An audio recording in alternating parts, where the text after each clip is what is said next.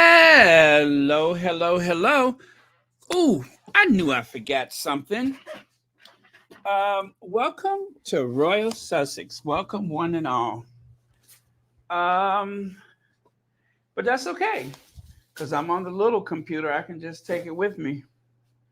You know, I've been trying in vain to try to get the big computer to work, and I'm afraid she's a goner. But I don't know if I should wait until after the holiday or not, but she's obviously got to go to the shop because I miss the big PC. The big PC makes life so much easier for me. Ha, there it is. Okay, found what I was looking for. Even if the house looks ransacked, the important thing is I found what I was looking for. Okay, let us begin. uh, Let me get over here. See who's in the chat. Uh oh Lord, don't tell me I did that again. Ha! There we go. No problem. No problem. I got it. Uh let's see. Michelle Braithwaite, thank you so much for being here. And let me see. Oh, and you are a member of Royal Sussex. Thank you so much for that as well. Joya Moore, Mary H. TMCD, thank you so much for being here. Thank you for being a member of Royal Sussex. Hello, Cookies and Cream. Um, Thank you for being here. Lola Love, Antoinette Kennedy. Lola Love is a member. Caroline. Although it's not so important that you're a member, but it is greatly appreciated by Royal Sussex. Okay, Sherry Ware, Lydia Washington is here. Hey, who's cooking? Who's cooking? If you are cooking, give me a thumbs up. Let me know who's in the kitchen rattling those pots and pans. Like that song, get out of that bed, wash your face and hands. Get out of the bed, wash your face and hands. You better go in the kitchen and shake those pots and pans. We're going to shake, rattle, and roll.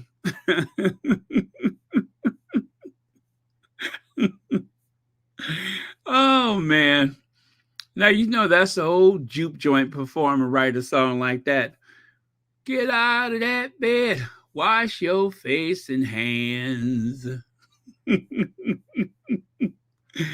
It sounds like I've been in the sauce early, don't it? I know, I know. Hey, Big Mama, are you cooking? Let me see. Emma is cooking. Let me see. Francilia, Kathy G's cooking. All right. Very good. Very good. Should be nice. I hope it's let me see. MOC is cooking. Bright Eyes PB&J. Very cool. I hope it's everything you want it to be. Bunny Rose is cooking. Nice, nice. Now, you know what, Kim Peaches? Was that your pies that I just saw someone on Twitter posted a picture of two pies cooling off. Huh, was that yours? Anyway, yeah, I just saw somebody posted a picture of two pies cooling off. Oh, well. Of course, it wouldn't be unusual for anybody to have something like that posted nowadays.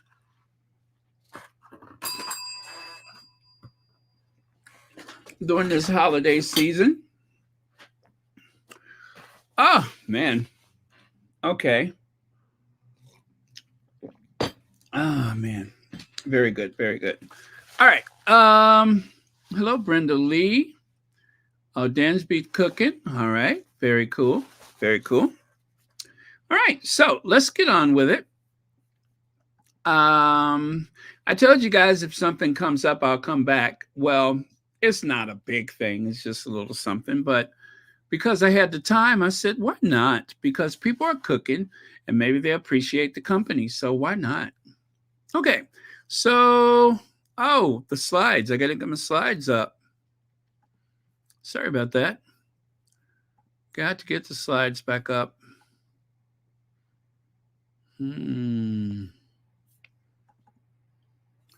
Okay, so that's slide and earlier slide from today, yesterday's slide, day before slide.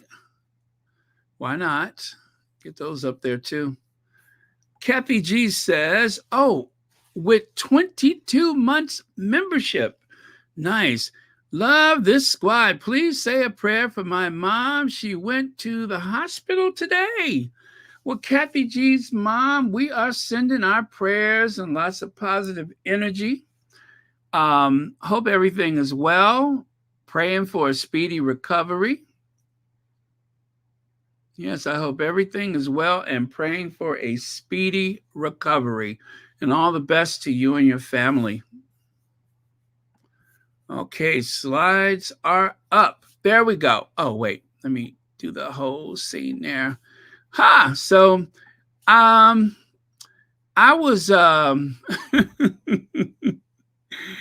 was just about ready at 11, but then I started working on that thumbnail. I had to kind of clean up those photos. I don't know. I just felt a need that I wanted to share those that photo of I wanted to, cut and paste the image of Harry and Meghan. I love the two of them in their skinny jeans, and yeah, that of course is from the Invictus Games in Dusseldorf. So I wanted to share that one. So it took me a little longer than I expected, but you know how I am. It's go big or go home. So I decided to go big. All right. So more Harry and Meghan in Canada. Women look up to Meghan Markle and more royal news. At least I hope so. We'll see how it goes. So good luck to everyone who's cooking. I hope you make an amazing spread for the family and friends that are family. Hello, Elsie Mensa. Thank you so much for being. Oh, the troll spray. Yes, I did use the troll spray. But you know what? Since you said it, now that I'm doubting myself, let me double check. But I am so sure that I used the troll spray. Yes, I did. And you know what? I'm going to go 2 weeks instead of 1 week because maybe there are some people that are waiting patiently to try to crash our party. So I'm going to go, just because you said that, I'm going to go 2 weeks, 14 days back.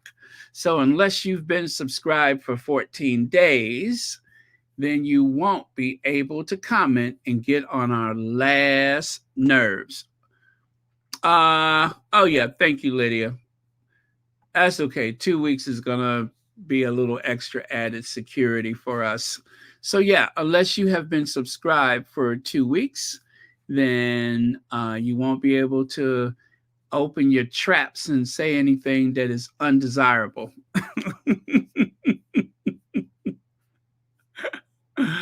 Oh man, I'm in a good mood tonight. I had so much fun this week, you guys. There should be a law against it. It really should. But I had such a good time with my family, of course, and I hope they had a good time too. Sometimes I could be a little chatty.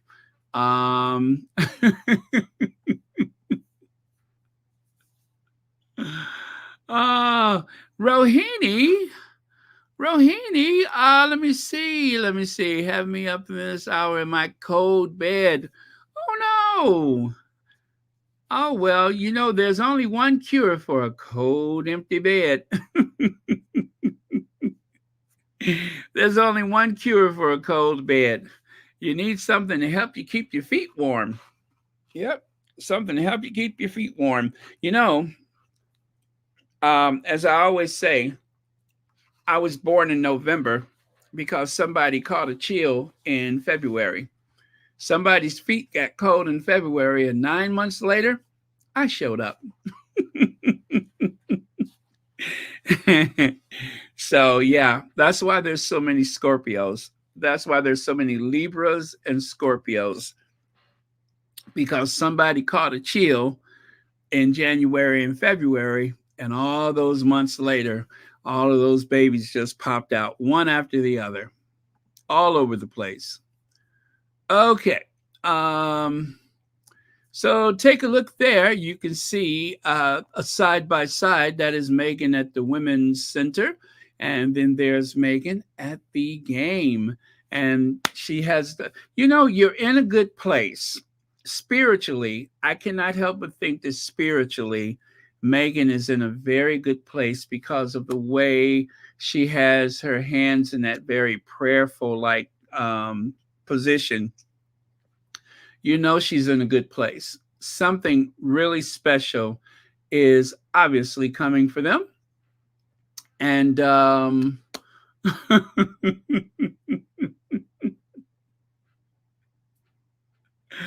I hear you, Rohini. I hear you. Um, Obviously, something special is coming for them. And whatever it is, she's in a good place. So can't wait to see it. And then there's this: Meghan Markle and Prince Harry delight royal enthusiasts as they pose for a sweet photo with a young fan and his mother in Vancouver. Fan account, blah, blah, blah, blah, blah, blah, blah, shared a photo of couple in Vancouver. Okay, okay. So I told you all earlier that the reason why you know what, I can use yesterday's, not yesterday's slide, but earlier today's slide. I keep forgetting I was on earlier today. All right, as you can see right here, I covered up the face of mother and son because you know how the derangers are. And oh, thank you, Winsome Jones. Thank you. Thank you. Thank you. Thank you. Because we know how the derangers are. And the derangers love to go after people, innocent people, people who just want to celebrate the moment of meeting the Duke and Duchess of Sussex, right? And they make it into something, oh, well, I won't say regretful, but I'm sure sometimes people are very sorry that they posted things. Um, well, okay, sorry, but not sorry. They're sorry of what happened after they posted things. So I was very careful not only to cover up the child's face, but mom's face too. So um, it says right here, I love this cute photo that Prince Harry and Princess Meghan took with a fan while still out in Vancouver, Canada yesterday. She said they were super nice. They look so effortlessly fashionable. I bet Meghan is showing Harry round her second home, right? So that was actually, I believe that's the words of a squatty saying that. Actually, no, I believe that was the person who posted it that quoted that. So take a look here. Unfortunately, that photo has found its way to, yes, you know it, the Daily Mail. I'm like, oh my God, please. I hope they didn't put too much information because I don't want it tracked back to the person who posted it, because the derangers are just evil. They are evil, evil people, and they will make something terrible out of it, no doubt. At least I hope they don't. But they, you know how they are.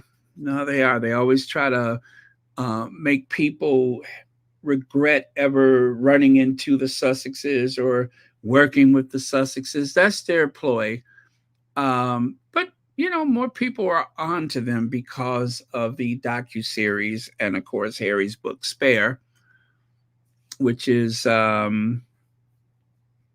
it tells you exactly some of the experiences that Harry has had his entire life, and how they try to isolate and alienate him from people, right? Terrible what they do. So right here it says Meghan Markle and Prince Harry delighted fans as they posed for a photo with a woman and her son in Vancouver. This week, the pair who are exploring the western city in Canada, this, wait a minute, Vancouver this week, the pair who are exploring the western city in Canada this week grinned with delighted duo, stumbled upon the royals during lunch. In the photo, mind you, this is from Daily Fail, which is understood to have been taken yesterday. An excited 42, Meghan 42, crouches down to huddle with a smiling mother and young son. I see those two A's, by the way. Typo. The snap was shared by fan account. Okay, so that is a squatty that posted the photo. It's not directly from the mother and child's social media. On Instagram, who said the lovely photo was captured while the mother and son were getting some food. The Sussexes pictured with a woman and her son during the lunchtime in Vancouver. She said, and this happened today during lunch. Super nice couple. Welcome to Vancouver, British Columbia. Meghan sported a chic camel trench coat over matching beige flares, wearing what appears to be a crisp white blouse underneath.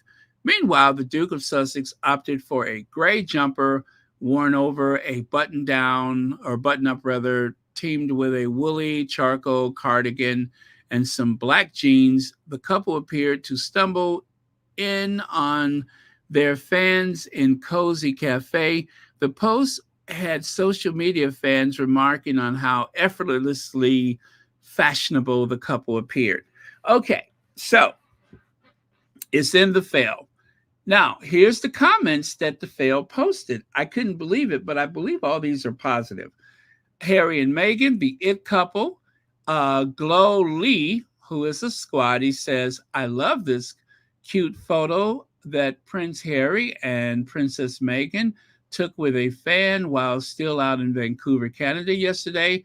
She said they were super nice and they look effortlessly fashionable. I bet Meghan is showing Harry around to her home. And then, of course, Meghan and Harry stay aging backwards. That's nice. All of these are squatties that I see here. All of these quotes are from squatties. I recognize all the names. I love this picture. I would be the child in the photo. Is that a typo? I would be the child in the photo with Prince Harry and Meghan. Agatha DeLilly says Harry and Meghan are living, and you recognize Royal Suitor, right? Prince Harry and Meghan out and about in Vancouver yesterday. I'm enjoying the way the mouse ears are perfectly framed, top-notch picture. And of course, they're referring to the way the mouse ears seem to frame the little kid's face. So, as it was posted, I've seen one with no faces covered. I've seen one with only the child's face covered with a heart. And then there's this one that I've done with mother and child covered up. Well, the thing is, Daily Mail did not show the kid's face. So, you know what that means? That means Daily Mail got the photo from one of the squatties. The Daily Mail, as we all know, they are on Sussex friendly social media. The Daily Mail forages the social media, especially the Twitter accounts of the squatties, looking for things to share. And that is where they got this photo from. Not from the lady who was out with her son, but from a squatty. The exact way that I first saw the photo with the kid's face covered with a heart is the way they have the image posted in the Daily Mail. They even took quotes from the Sussex squad. All of these are squatties. I recognize every one of those accounts. And they posted those in the Daily Mail. It just goes to show the lengths that they go through to try to make sure that they can keep an eye on all things Sussex Squad. They're on here every day, I promise you. Well, I'll give them this much. At least they're using positive quotes, right? Right, at least they're positive. But they're not the only ones combing the Sussex Squad. The Derangers, they are at it too. They're listening right now, you guys. The Derangers are out and about and they're listening and taking notes and trying to interfere as per usual. But we won't let them ruin our joy, will we? I'm not. Okay. I don't think the spouses ever sit next to each other during those state dinners to make sure there is mingling with the guests. Well, anyone who watched the Downton Abbey, you may have noticed the way the spouses would sit with this person and that person. There is a true art form that goes to making those guest seating arrangements. And do you all remember on Downton Abbey when they say, "Oh, we're turning"? It seems to have been a rule back in the day where during the dinner, you would speak to the person, let's say to your left. Everyone was to speak to the person to their left. And when the lady of the house, when she turns to speak to the person to her right, everyone at the table is obliged to turn to the right and speak to the person on the right side. That would help ensure that everyone was able to share some type of banter with one another at these formal occasions. So I remember distinctly hearing Lady Mary say, "Oh, we're turning." I think it was Lady Mary that said that. So there is a certain rule or law or tradition that governs those things. But, sometimes those seating arrangements could be flexible. You definitely don't want to seat the wrong person next to each other. But I don't think husband and wife are usually encouraged to sit next to one another. If anything, they will sit opposite each other at a table, but usually not next to each other. Oh, Chef Sandy Love, thank you so much. Happy Thanksgiving to you all. To God be the glory. Heading to work. Well, Chef Sandy Love, you are a hero for working right now. You are a hero. I hope it's good. I hope it's productive. I hope you don't work too hard. And do know that we're thinking about you. Okay. Wow. Yeah, and 15 months membership. Almost missed that. 15 months membership. I'm so busy thinking about you working right now. Let me see. Marianne Morris. Oh, that's for someone else. Sorry about that. Okay. Just taking a look at Brenda Lee says accidentally clicked the hate channel thinking it was Sussex friendly, and the comments were outrageous. Well, make sure that you remove it from the history. Otherwise, you are going to have them bother you over and over again by sharing the next video and the next video. So please do make sure you delete that from the history and hit those three dots that says not interested. Not interested in the least. I'm not interested. Okay. So again, there is the photo in question. Hope they leave that family alone. Tash Max says, besides, remember Kate and Will don't like sitting next to each other. They changed their seating at Harry and Meghan's wedding reception. I think I do recall that. I believe I recall that. I thought it was just out of spite of the Sussexes, though. I didn't think it was because they didn't want to sit next to each other, but you never know. Okay. So I have a soundbite for you. This is very sweet. I have a soundbite for you. And it is going to sound proper because I have my Bluetooth speaker this time. Unlike earlier today, I could not find the darn speaker. Particularly for Meghan, I think there's a younger generation of women, particularly a lot of younger women of colour, who look at Meghan Markle and they have never seen a woman like her. They have never seen a woman who's had the guts and the confidence and the audacity and the balls to stand up to the media, to stand up to the establishment, to literally take on the biggest trolls on the planet and say, enough. I am not standing for this behaviour. I'm not going to be treated like this. And I am pushing back and I'm going to tell my story. I'm not going to be silenced. I'm not going to be the good girl. I'm not going to just go away and shut up. I'm not going to play by the rules. I'm taking you on. I'm taking you on at your own game. I'm going to use the media in the way that you've used the media against me. I'm going to use the media. And I think there's a lot of young women who look at that as being incredibly empowering.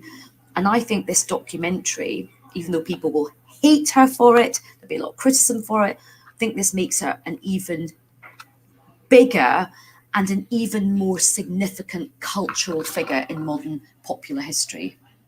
Particularly for Meghan, I think there's a younger generation.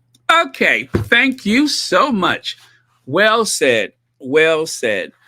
Um, I would say, in particular, for some of the Commonwealth countries, right? Places where the royal family, if only to older generations, still means something. Still have that reverence that they've always had for the royal family. I would say, in particular, for the Commonwealth countries, they've probably never seen a woman of color that has stood up to the male dominated white power elites, which is exactly what the tabloid media is. Even though you have so many women in the tabloid media that are the gatekeepers, even in the government, you have so many women that are the gatekeepers. Um, it is still based on the very wealthy white male's perspective. A lot of the right wing movements, and also Meghan is caught up in a cultural war. There are times when women of color are the focus of hostility from the right wing conservatives, but Meghan in particular has been vetted as though she's running for public office. And that is unusual, where the family has been investigated on both sides. They have used her father against her, which is unprecedented. I don't think I've ever seen something like that before, where the father has been used as a tool of hostility and for their own daughter. I don't know that I've ever seen that before. I'm trying to think, where have I seen something like that? I cannot. I don't. I don't know of a situation like that. I just don't know of any situation where a father would be as awful as that to their own daughter, especially a public figure like the Duchess of Sussex. So there's a lot of first of and um, situations that have things that have occurred where the Duchess of Sussex is concerned. And so when she say that they've never seen a woman of color like her before, never seen a woman like her before, um, I believe that's true. I can't think of another situation where you've had someone who married into the aristocracy right up there at the top like that and has been able to challenge them. Diana tried, but it ended tragically. But that's because Diana was not completely out of the institution because of her children. They still had custody of her children, whereas the Sussexes, they don't have the custody of the children. Now, there may be some legal custody because of the sovereign and because of the proximity to the um, throne that the children have. I mean, they're like what, 5 and 6 on the lineup for the throne. So there may be something legal in that respect, but Harry did not have to ask permission to leave the country with his child, whereas Diana had to seek permission to be with the kids. Very big difference. William was, and Harry was way up there in the pecking order. So there's a big difference there. But otherwise, this is highly unusual. This is very strange that you would have this, what is it, going on 7-year campaign of hostility against a woman of color by this power elite establishment in another country. Very unusual, very unusual. And for Black people here in the US, we don't have an equivalent for this. We don't have this type of public, like mainstream media in the US going after a woman, and in particular, going after a Black woman. I can count on one hand how many times I've heard Donald Trump say anything about Michelle Obama. That is a huge, you know better than that. So this really catches a lot of African Americans off guard because we don't really have an equivalent for this.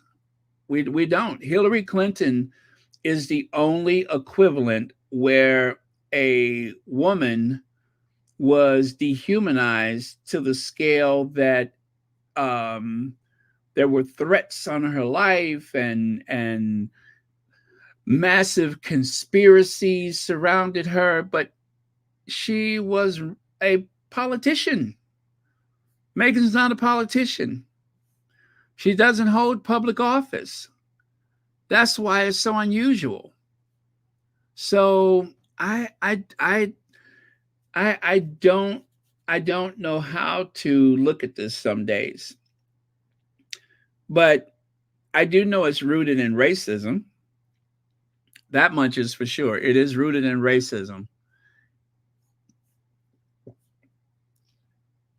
Lauren Brown, as I live and breathe, thank you so much for being here. I hope you're well. Thank you so much. Happy Thanksgiving. We have not seen you for a while.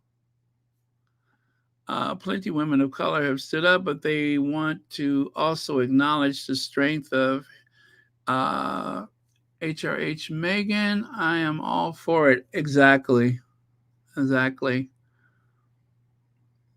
Yeah, but the scale of the attack on Meghan is just unprecedented, where you have an entire media in a country, the entire media is going after an American woman. She's not, she's not British.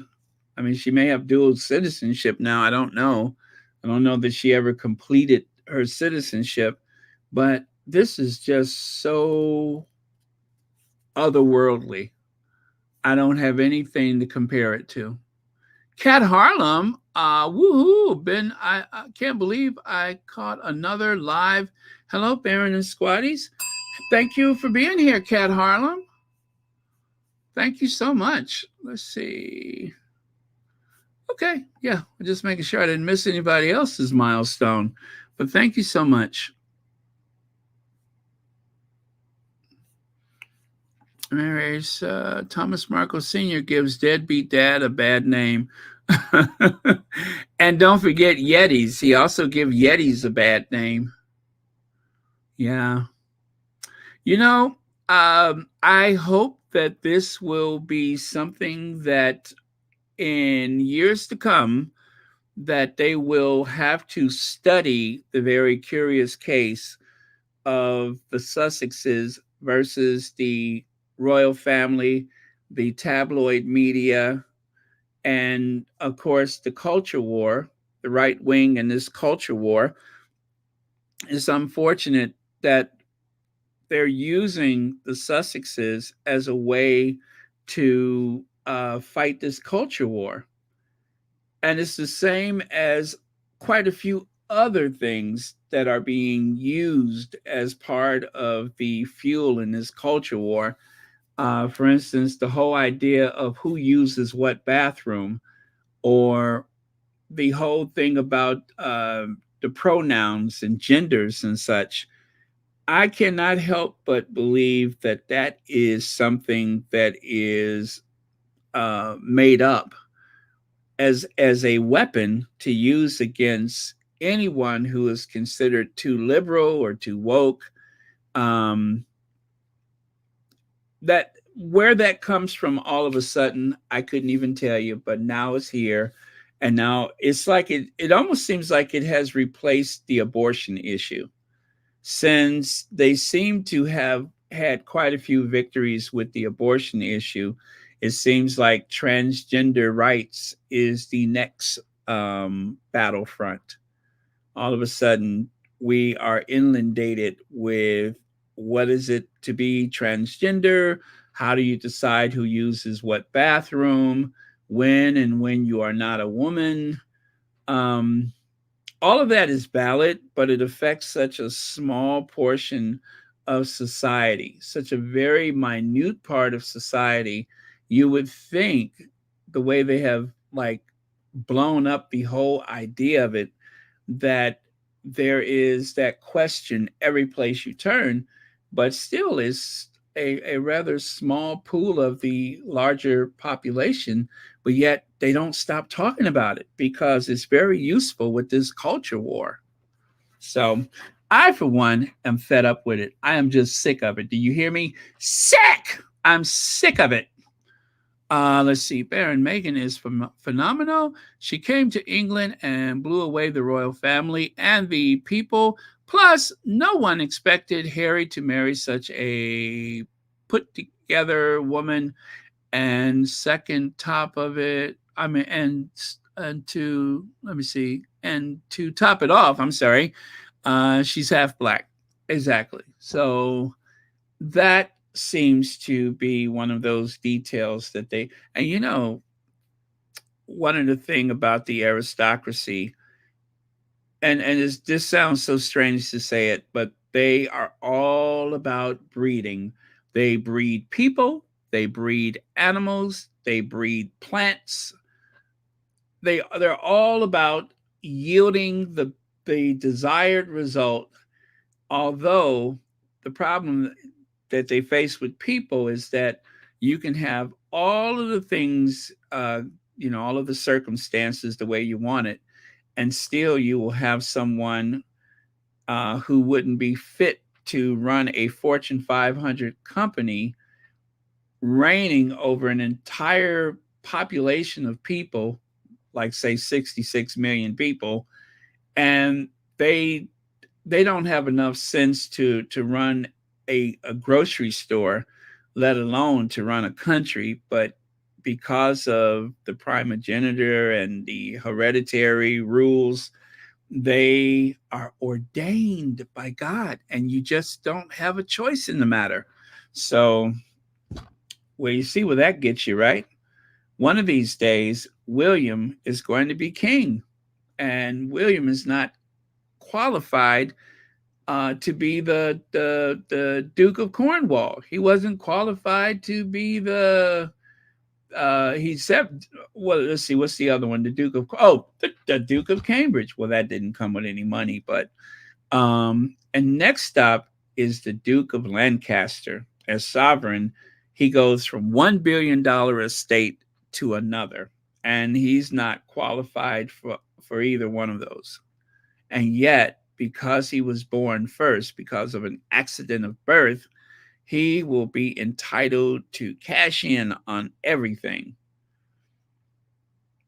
The only thing that he won't do is rescue his in laws from financial ruin. I don't know why I love saying that so much. Let me see. Okay. All right. So moving on.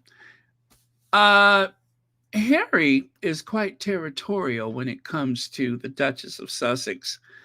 One minute, she's laughing and smiling and waving with her friend Marcus, and next thing you know, Harry's in between the two.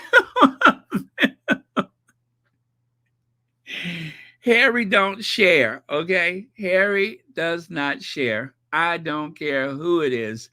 I don't care if it's Meghan's relatives from Nigeria or her best buddy from years ago. No matter who it is, Harry don't share. He don't share.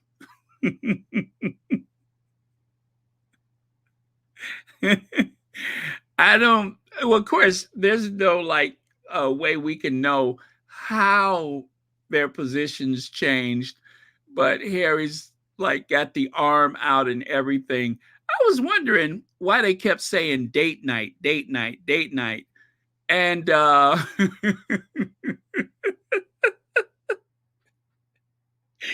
this is why they call it date night, because one minute, and you know what's so funny is that Meghan is just there to have a good time. She doesn't care. Just everybody's in a good mood. I'm having a good time. I'm happy. Whereas Harry is so guarded and so protective. Uh, and either way, Meghan is still joyful and smiling, no matter how uptight Harry may or may not be about the situation, which I think is adorable. But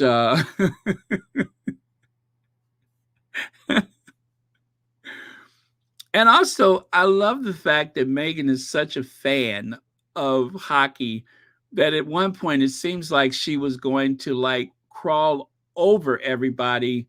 Oh, wait, that's not the photo. I'm looking for that one where she's like extending herself out over everyone sitting in front of her to cheer on the team. But no, that's not it. Very funny. Uh, but yeah, she's a super fan. She's definitely a super fan. And as we found out, she's not new to this team. She's not new to hockey. I even think at one point she was kind of coaching. She was in the stands up there, kind of coaching. That there was at one point where she was looking rather serious. Uh, there we go. So it looked like a new experience for Harry, who didn't know when to drop the puck at the center ice during the ceremonial faceoff. He also nearly fell when slipping on the carpet prior to being introduced. But Meghan, well, it turns out it wasn't her first time at a Canucks game. Prior to meeting Harry and becoming the Duchess of Sussex, Meghan attended a Canucks game at Roger Arena December 15th. She was best known for playing the role of Rachel Zane, etc., etc. But yeah, hockey night with my sweetheart. Oh yeah, that's what she tweeted with that photo. So yeah, she's not new to it. She's true to it. Harry is the newbie, didn't know when to drop the puck. But I think that Harry was kind of caught up. Oh, there it is. That's the photo I was looking for. Look at her. Look at her. I mean, she's such a guy right here. She is like such what do you call it? The armchair quarterback. She is literally like craning over everyone to watch the play. Yeah, and some of the derangers, they were trying to say that she is only pretending like she knows what's going on. But I got a feeling that Meghan knows her sports. If there's like something that she's there to watch, she has already learned who everyone is, what positions they play, and what to expect from their performance. She's a good student like that. It doesn't matter. It doesn't matter whether Marcus is gay or not. That is not the point. Harry doesn't share. Yes, everybody knows Marcus' story, but Harry doesn't share. Harry didn't want to share with the Nigerian aunts, and he definitely does not want to share with Canadian hockey fans. And that's probably why he didn't know when to drop the puck. He was thinking, okay, I got to get back up there before somebody takes my seat.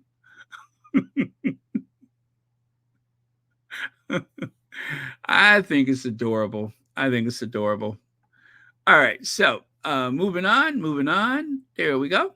So take a look here. Meghan Markle returns to Vancouver charity advocating for teen girls living in poverty. Well, if you notice the date, that is November 22nd, 2023. Take a look on the right side. She was really great.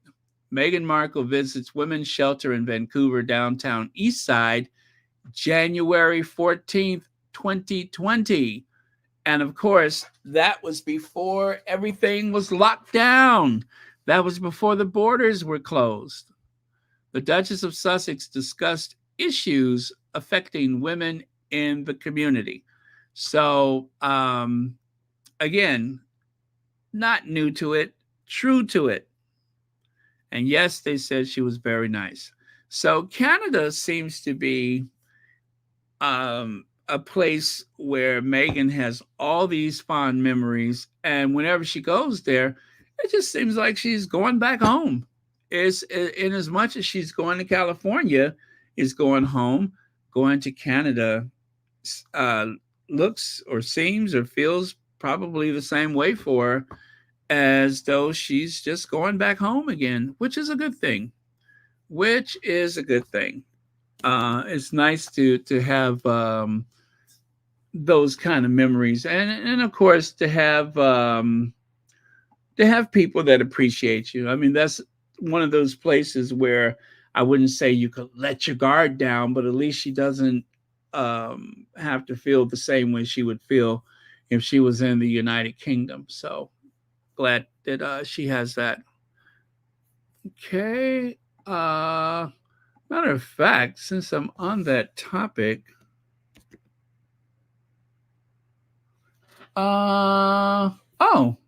hey, let's take a look at this one since we're talking about cat.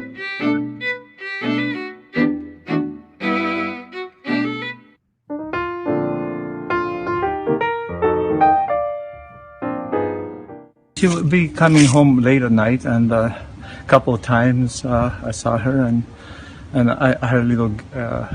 The RCMP guys were parked here, and I told them that they were free to park here because I knew what was happening there. Sometimes the paparazzis are a pain. Yeah. I said, you're free to park here, and as long as you leave me the space for me to come into my garage, I'm fine. And then about 3 or 4 weeks later, the RCMP guys said, I apologize for taking so much of your space and stuff. And I said, well, don't worry about it. Yeah. Jokingly, I said, Christmas is coming. Belgian chocolates will be nice. And she heard, she was in front of the RCMP guy, RCMP fellow, and said, chocolates. She came back, and then next morning we saw a little bag with a gift from her for letting us park here. Very, very sweet, I think. But apart from that, we haven't exchanged other words. But she seems to be very nice. Yeah. She actually wrote me a little note saying thank you. Beautiful calligraphy. Oh. If she saw you, she say hello. Yeah. But otherwise, I believe, I guess being persecuted all the time, she learned better just to keep going fast. But the few times that I saw her, it was hello. Yeah. And did you ever see Prince Harry here? Or? Never had the chance. And you know what? I don't think I'm going to get invited to the wedding either. Yeah. But a very nice girl, like being a good neighbor. As from the way that she presented herself, she's lovely. Yeah. Because when I wrote back to her thank you note, and I said, sometimes you are at loose ends, knock on the door, we have some wine in the garden. Yeah. But it never happened. Yeah. But anyway, we're trying to be friendly with neighbors and make them feel safe and welcome. That's it for now. Okay. So that was the words of Meghan's Toronto neighbor. Yeah, that's right. That's what I'm saying. Very classy. Very classy. Okay. Joya Morris says Meghan is very much active, outgoing person, full of energy and love. She brings the best out of Harry. Mumble is opposite, lazy, no friends. Perfect for Baldy.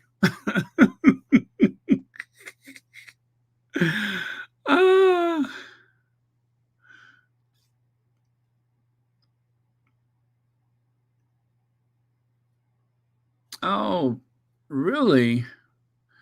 Yeah. It's like, I tell you, they seems to have just, this comes from out of nowhere. I mean, I'm glad people are being heard and that their rights are being protected. At least I hope their rights are being protected. But I also think that people are using trans rights to go into this war of words, a cultural war. They're using the I don't think that they're taking it as serious as they should. The people that are like so against the rights and such, it's just that they're using that as a rallying cry. They're using it for fundraising.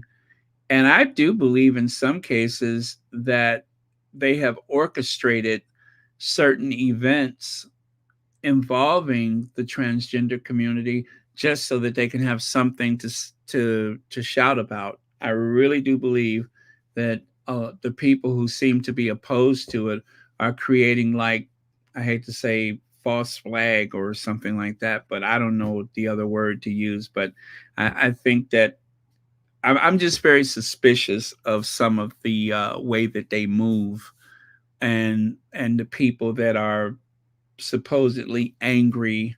I think a lot of it is orchestrated. Some parts of it just don't make sense to me. It's not adding up. But thank you so much for your comment. So here's Harry on the ice. They did take a photo, and then after that, I believe he was still holding on to the puck.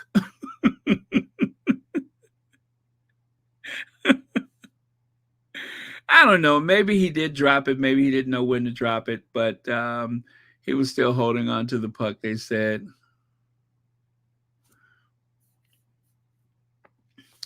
And, I do have another soundbite. Almost forgot about that. It is about the Invictus Games. I love this, too. This is really cool.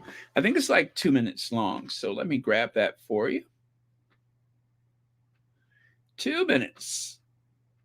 It is, and it's massive. One of the reasons it's massive is because it's an international event. Right. And so, of course, for people that don't know what the Invictus Games are, they are a sporting competition, and there's wounded, injured, and sick service personnel, veterans, that participate. And so it's a really supportive event for those folks. This was established back in 2014. We have an organization in Canada called True Patriot Love. And back in March 2022, they actually were awarded the rights to host the Invictus Games. And so we've been working hard with them. The federal government is a partner. And then, of course, there's 4 nations that are also participating fully: the Musqueam, the Squamish, the Tsleil-Waututh, and the Lilwat Nation, because Whistler is included. So it's all hands on deck, and it's just such a meaningful event. It's the first time there's going to be adaptive winter sport. And I will tell you one funny thing that we talked about. Sure. So there's a sport called the skeleton. We all know about it. It's like, it looks terrifying. You lay on a board and go head first down a ski hill. Yeah. So this is open for participation by civilians like myself. So I've been deciding whether or not I should do it. Of course, the Duke, Harry, is also considering doing it. So we were talking about the thrill of actually participating. And at the very same time, we said, what's the worst that could happen? So that was pretty fun. What's the worst? Well, so. Yeah, I know. Let's not go further than that because I might change my mind. But I am entertaining doing it. Head first. Jeez. Yes, that takes guts. I'll tell you. So. Yeah. So there's going to be a ton of visitors. And it's, it's going to attract people to stay here for, not just for the games, but to come to British Columbia and explore like we count on with all of these marquee events. And because the Duke and Duchess love Vancouver Island, I'm hoping we're going to see a lot of folks over here because they. Okay, so there you go. They are getting turned up. They are turning it up in Vancouver and Whistler. So as you can see, they are excited. They are very excited. Unlike, let's say, the Commonwealth Games, where it's like all of this hesitation and trepidation, in this, there seems to be genuine, heartfelt excitement for the idea of having people come together for the sick, wounded, injured soldiers, adaptive sports, and so on. They're excited. I love the fact that they are excited.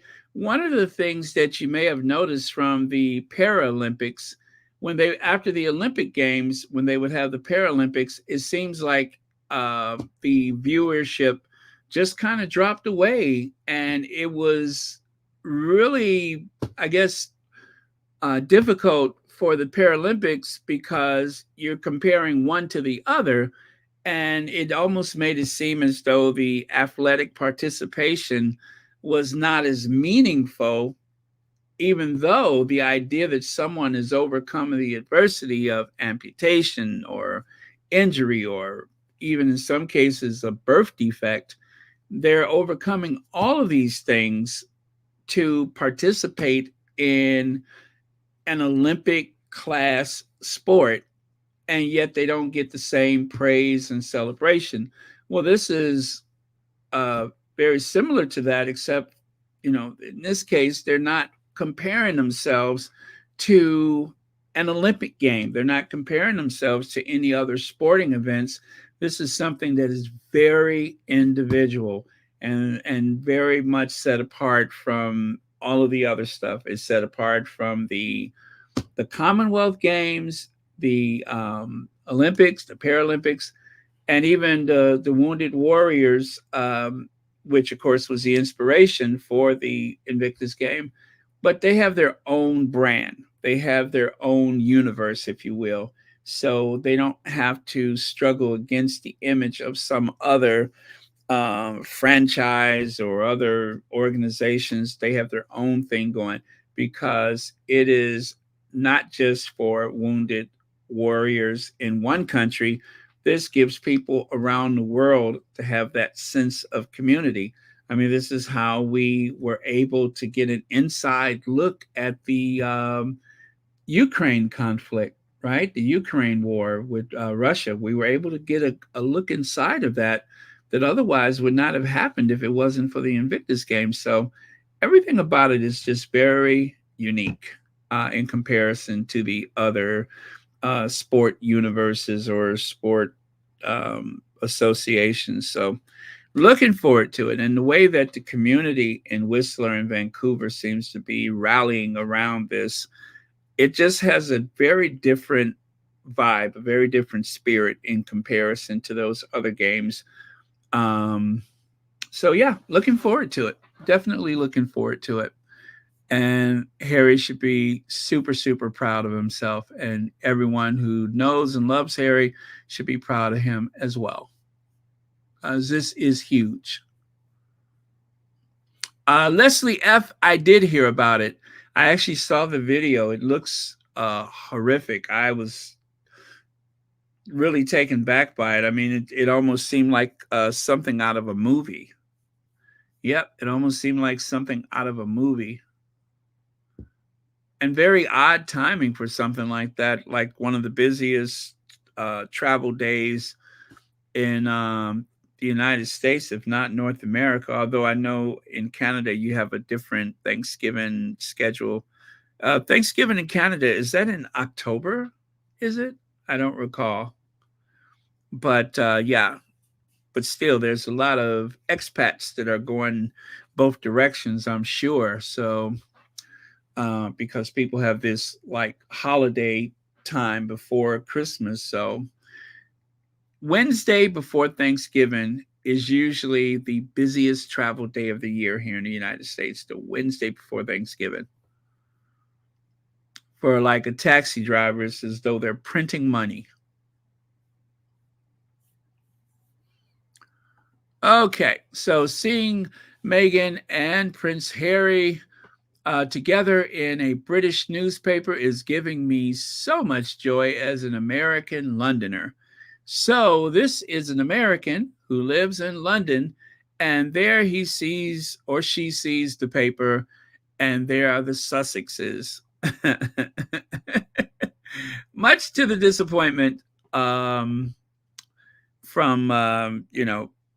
of the people that don't like to see them happy, but yet they are, and they should be, and they shall remain. And here's a look. I love this. You have what I suppose are the participants. Could not really identify where the photo comes from or where it was taken, but I'm assuming that those are Canadian military people. I see the crowns on their epaulets there. So mingling with the wounded warriors, I think. But yeah, this is what I love is seeing the big brass as well as the competitors brought together with sport, right?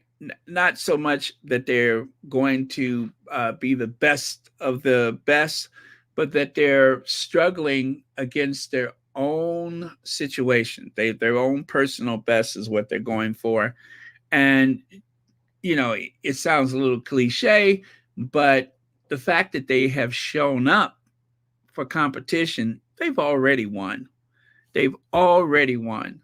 That someone would be on the verge of self-harm, that someone would have been housebound and unable to function, and then suddenly here comes the Invictus Games, and they have found another reason to fight for their own lives, for the lives of their family and such. So just inspiring. Love that. Wait a minute. Okay. Was I on the wrong slide? Yeah. Was I? No. I was here. Yes, I think I was on the wrong slide. Okay. Elena Mundy described her journey to becoming a Team Canada co-captain and double gold medalist at the Invictus Games Dusseldorf 2023 as life-changing experience. And by the way, the photo on the left, you may recall that's when they passed the Invictus Game flag from Dusseldorf to Canada. And the members of the Canadian team that accepted the flag, of course, you can see that they have those. I love the look that they have with instead of a traditional like warm-up suit, that they have the flannel shirts. That is just so Canadian. I love it. Judy Matassit, thank you. Happy Thanksgiving.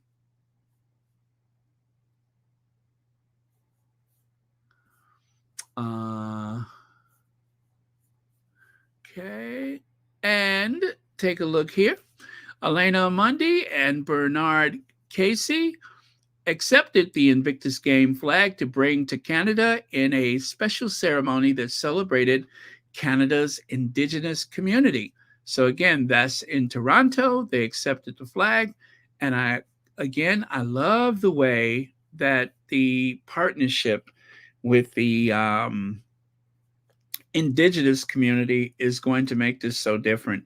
One of the things that has been really an aggravating thing with some people in Canada, especially the indigenous population, is the fact that the First Nation people are not always included with planning, especially where their territory is concerned, their ancestral lands are concerned. They should always have a voice, and that hasn't always been the case. So, of course, the Invictus Foundation, they were very careful to make sure that they have a partnership with the First Nation people. They have a partnership. They're not there to tell them this is what we're going to do. They are there working as partners, which is the way it ought to be. You got to give them some autonomy where this planning is concerned. Otherwise, you just sweep through there like any other colonizer. And nobody wants to do that. At least I hope not. Be less of a colonizer and more involved and more in tune, I say. So that's what colonizers do. They ignore the native people and just do what they want. But you're not getting that with the foundation, with the Invictus Foundation. They are there in partnership. So love that. And Invictus Games, a life-changing experience for double gold medalist. So again, there she is, Elena. And here, oh, okay, now that is small, but give me a second. There is a cliche. Oh, let me make that bigger. Here we go. There is a cliche that says, showing up is not good enough. But for Elena Mundy and others who competed in the Invictus Games in the fall, showing up was everything. You need to be brave enough to stand up in front of the world and just show up, said a local woman who was a double gold medalist at the Invictus Games. Mundy is a self-described third-generation Army brat. She followed the footsteps of her father and grandfather and joined the Canadian military. And her husband is in the Canadian military. Her father served as combat engineer, which led to her family moving around throughout her childhood. As a child, she joined Girl Guides. Yeah, Girl Guides. Never heard of that before. A huge part of my life is that I have been a Girl Guide since 1987. This is a source of personal pride and accomplishment, she said. Guiding was my anchor. I knew wherever we landed, there would be room for me. I would have friends on Tuesday night, and I would go to do all the things that I enjoyed. While Mundy's career was successful and she climbed up the professional ladder, there were some setbacks. The first happened in 2005 when she was cycling on a training run for a cross-base challenge and suffered a significant injury. The second setback was more serious. In 2020, Mundy was going through a very stressful and demanding time at work. My body was not feeling like it normally did, she said. Something was different. My running slowed down. My walking slowed down. I knew something wasn't right. Mundy was diagnosed with multiple sclerosis. While Mundy had spent her life meeting challenges head on, the diagnosis left her as a proverbial deer looking into life's oncoming headlights. I had never, ever known anyone with MS. I had no idea how it was going to impact my life, and I certainly was not ready for the challenges, she said. It was a very dark time for me. I wallowed in my diagnosis for a few months. I would later realize that this was very reasonable behavior. My feelings about the diagnosis were valid. I learned that I did not have to like having MS. No one does. But but I just need to learn how to live well despite it.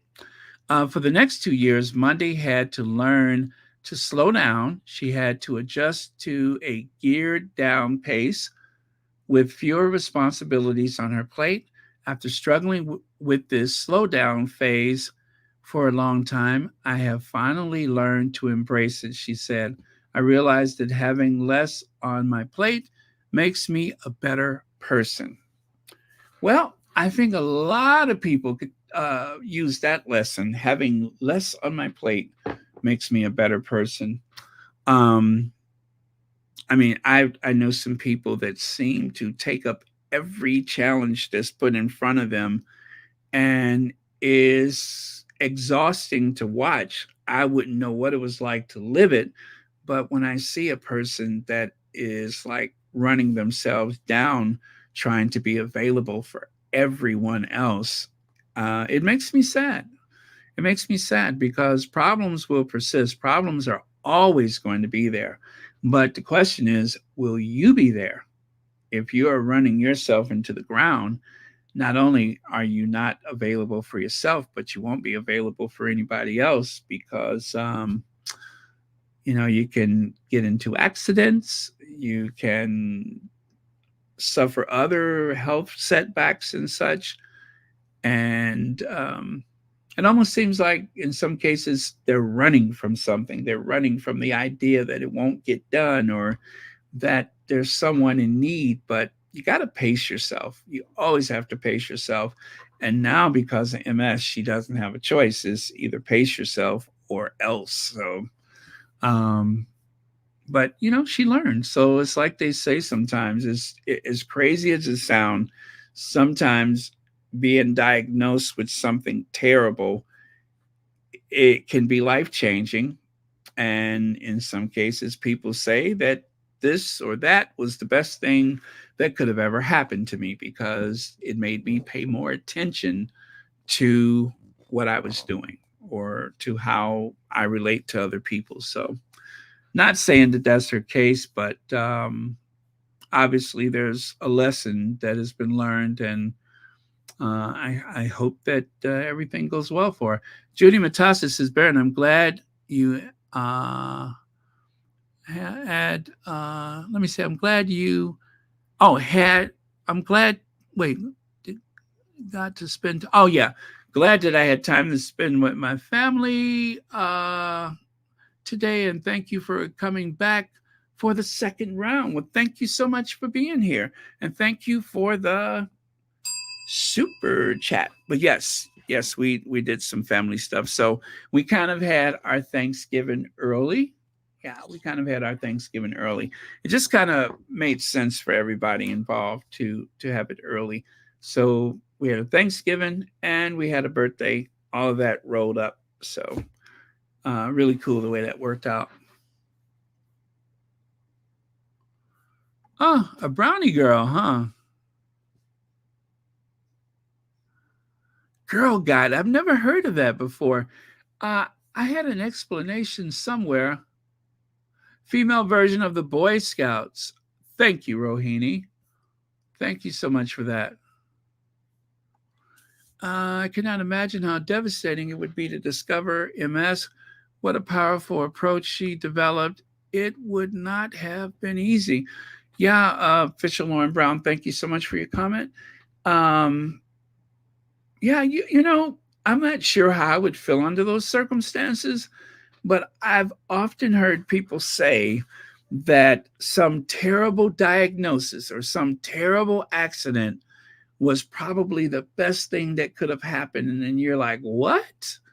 But if you're like on a like destructive path, or you're not listening to your body, or you're not paying attention to certain things in your life, I guess it does make a difference when you have to do something as opposed to not able to do it, not willing to do it. But sometimes when you have to make a change, it can mean a lot. I mean, people that have had bypass surgery, they say, "Oh, I've never been healthier in my life,"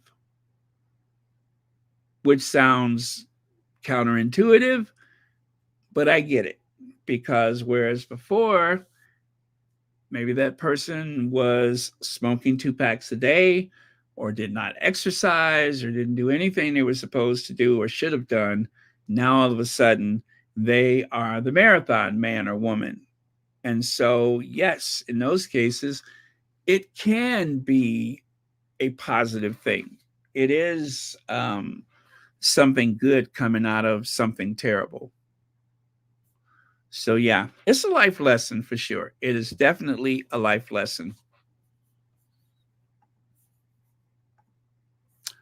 And here's another lesson. You know, they say that a prince of the realm is the sexiest bald man on the earth, right? Well, I'm here to tell you, every time I look up, I see some very, very, very attractive men who do not have hair, and they are not William Cambridge or William Wells or whatever he is now.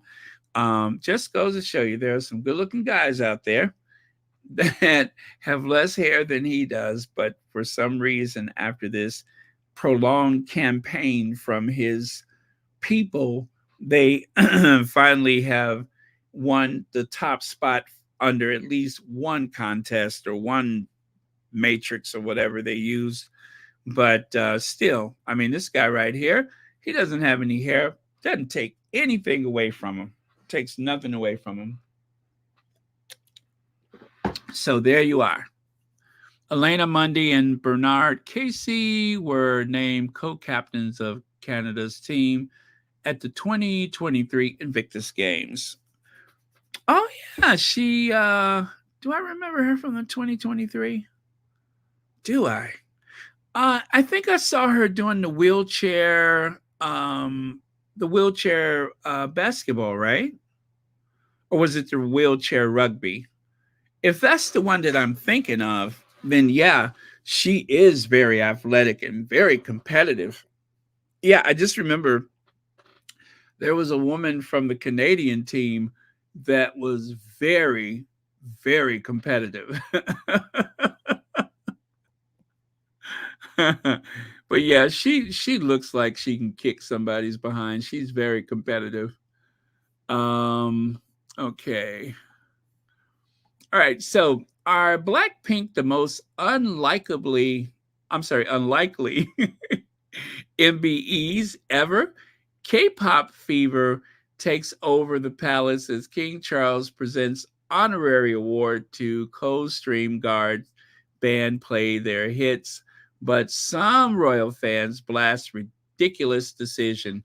The monarch, who is 75, gee, I didn't know that, held an investiture for the band at Buckingham Palace today. Why did that happen? Because he wants to have a stronger connection with young people, because the population of royalists are slowly dying off. So there you go. K-pop royalty met real royalty as King Charles III awards the girl group Blackpink with honorary MBEs this afternoon, but eyebrows have been raised over the move, which some royal watchers have branded ridiculous. The monarch appears to be in high spirits as he held an investiture for the band at Buckingham Palace in the presence of the President of the Republic of Korea and the First Lady during their official state visit to the United Kingdom. The ceremony comes as Kimmy Blandennock will today launch talks to widen the free trade deal with South Korea to support British jobs. Well, you knew there had to be some component to it. It wasn't just done for the sake of it. And then, of course, what are some of the comments? Well, you ask, or you didn't ask. Let me see here, make that bigger so I can see it. Congratulations, ladies. A lovely gesture from the king and well deserved. They deserve every single recognition they get each year. Nobody is doing it. And then, of course, there's the third comment. Many congratulations, girls. Blackpink, truly an inspiration for all of us. Followed by abuse of honorary system is becoming meaningless. That's right. Someone says that this is more abuse of the honorary system and is becoming meaningless. Followed by ridiculous. Followed by didn't know you could buy those titles. So somebody said what everybody else is thinking. Didn't know you could buy those titles. I love it.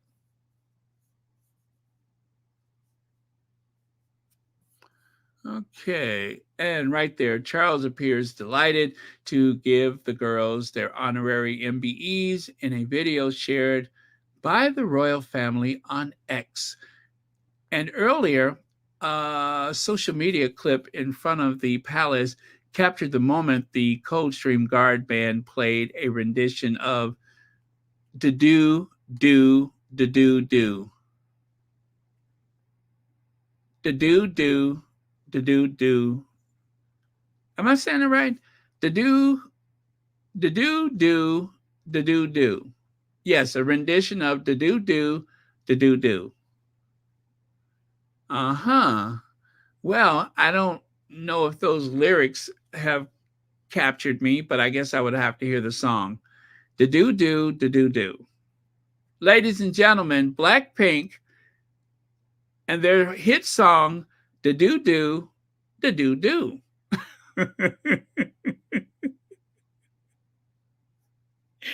And this year's Grammy goes to Blackpink with their hit song Da do do da do do.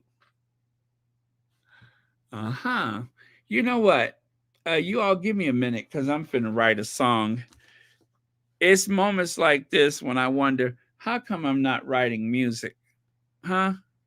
Because if you could take a song like Da Do Do Da Do Do and get a hit out of it, surely I couldn't do worse.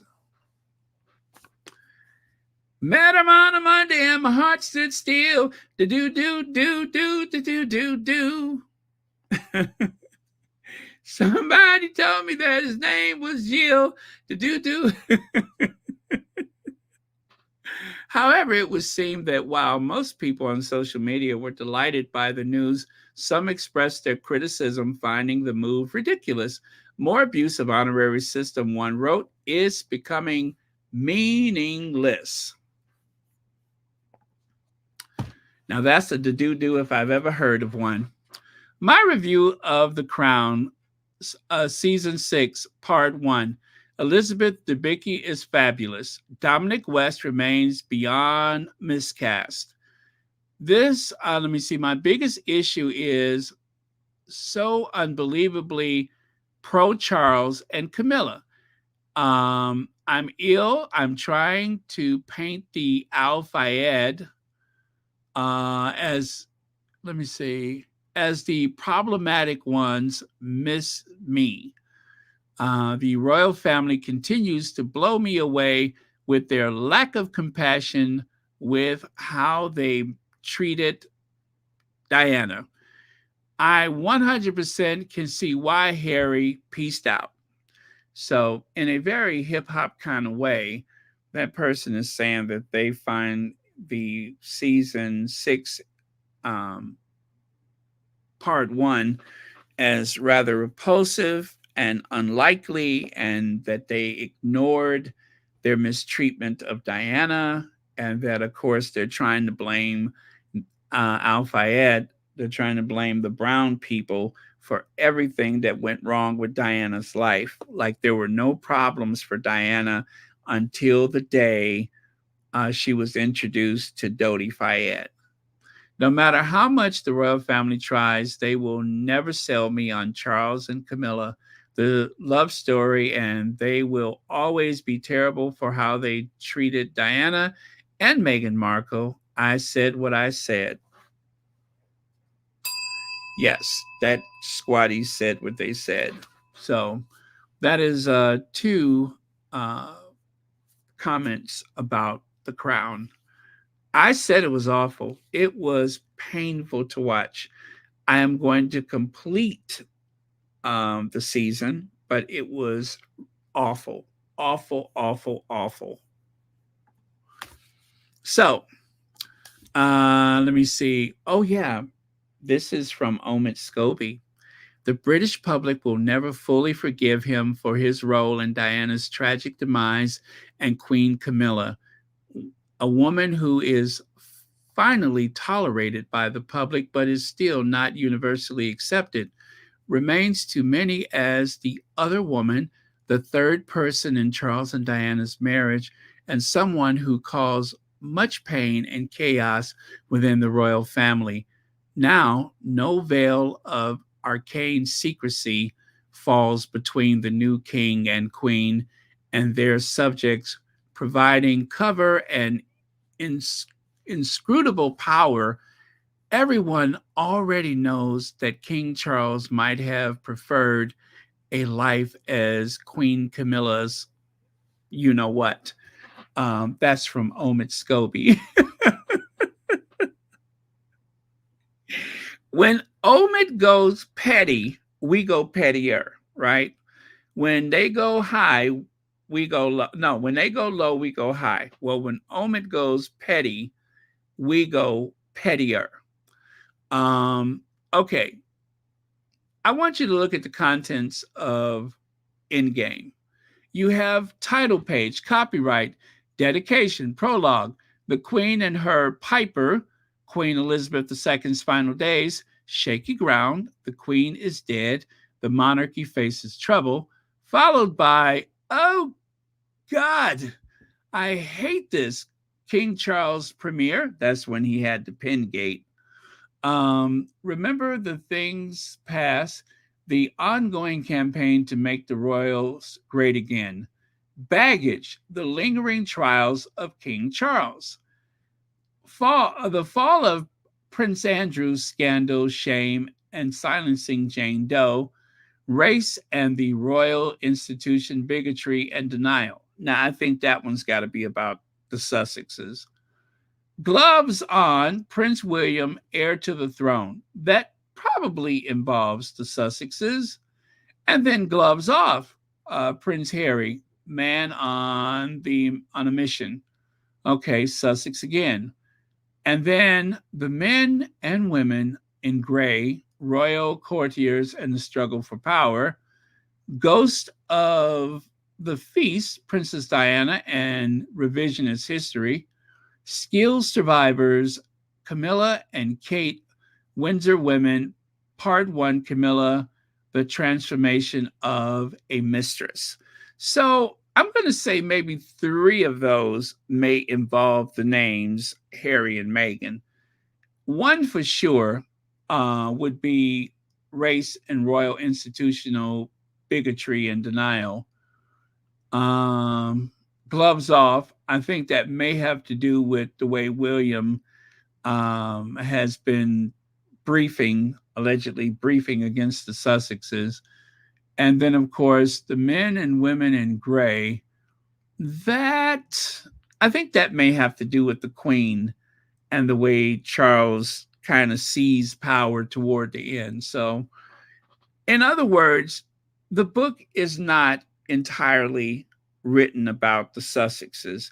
The book is not the words of the Sussexes. The books are the words of Omid Scobie and his view of the monarchy. Now, you can't have one without the other. You have to include the Sussexes because they are the most recent, and of course the Queen dying, but the Sussexes are part of the very recent history for that family. So you cannot ignore the Sussexes. They have to be there. But I don't believe that the vast majority of the book, or even a third of the book, is dedicated to Harry and Meghan. They just don't want people to read the book. So the royal rodents are going on the warpath, trying to find ways to create doubt about the book by claiming that it's Harry and Meghan's words and Omid is their mouthpiece and so on. So, whatever. Now, this is the soundbite I wanted to play yesterday, and it just did not work out. So let's try it again. This time I have a proper way to share it with you. As opposed to yesterday, I think it sounded horrible. So, Ian, did you have any idea in this day and age, this is incredible, that Harry and Meghan were going to be at that game last night? No, I did not. I was a little bit of a fanboy when I saw them. I have to admit, if anyone my age could be called a boy, but it was, you know what? It was a cool moment. And here's the thing about sports, and you guys have been lucky in the same way that I have. So often, sports presents us with a front row seat to history, and that was not history with a capital H. But you know, it's 21 years since the Queen dropped the puck between Naslund and Ricci, and so it was a great moment. And you know what really made it? It wasn't just that Prince Harry was dropped in on everybody to drop the opening face-off, and I love that Hurdle and Hughes had to tell him, okay, drop the puck now, because he was just going to hold it suspended forever, it seems. But that not only did he stick around for the game, he seems to have enjoyed it, and so did Meghan. And you know, it's a great night. Everybody who was there now has a story to tell for the rest of their life. It'll be the night Prince Harry came out and dropped the puck. It'll be referred to and shown decades from now. Ian, did you? Okay, thank you for allowing me to play that again so you can hear it clearly. But while we're sitting here and planning for Thanksgiving in the US and other things around the world, in Canada, they are enjoying the Duke and Duchess of Sussex visit. It's also making them very reminiscent about the Queen's appearance there. You know, not everybody, I know you're going to find this hard to believe, but not everybody is crazy about Charles III and could care less about him being king.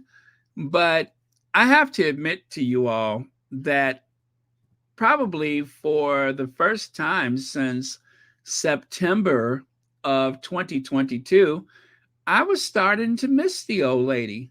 I really was. I was kind of, how do I put it? I was kind of neutral because, you know, like everyone else, I wish that there could have been more done to help the Sussexes, but I also think that the Queen was very ill and powerless toward the end. I mean, you have to remember, 96 years old is 96 years old. And you're not the same person at 96 as you were at 86 and 76 and 66. You know, people evolve. And so I kept that in mind. But still, I identify the Queen as the institution, and the institution really grates on my nerves. But seeing that moment and seeing Harry reenacting that moment, I have to tell you, I was feeling a certain way. And, you know, after the collapse of the Soviet Union and the way things changed when it came to, okay, let me put it to you like this. I understood the East versus West. But what we have now, where it seems to be this religion versus that religion versus this type of thing and that type, it was so clearly defined. I'm a Westerner and the Russians are the Easterners, or the Soviets rather. And it seemed simpler then. Even in the the United States government, you had Tip O'Neill as the Speaker of the House. You had Ronald Reagan, the president, and they were like the yin and yang. They offset each other. And then at the end of the day, they'd go play golf or they'd have dinner, or, you know what I'm saying? In front of the cameras, they served their constituents, but away from the cameras, they were friends. And nowadays, if you're an enemy on the camera, you're an enemy off the camera. It never ends. So that's the difference. And as long as the Queen was there, then you didn't have a very powerful Charles III that is so indecisive and so weak and so, I guess, clueless, that it seems to have gone from bad to worse. So I guess the Queen for me represents a simpler time. That's all. She just represents a simpler time. Nothing more, nothing less. Just a simpler time when things made more sense. And now it just seems like things make less sense. Yeah. Let me see if I can figure out which one of these.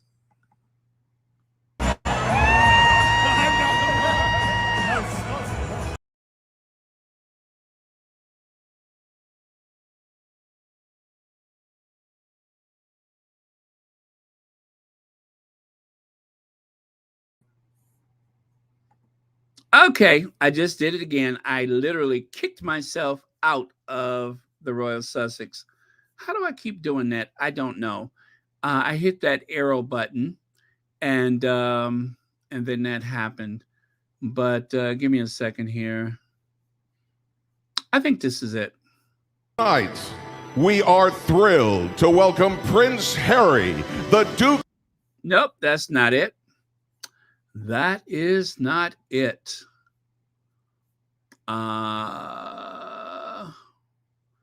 Is that it? No, that's not it.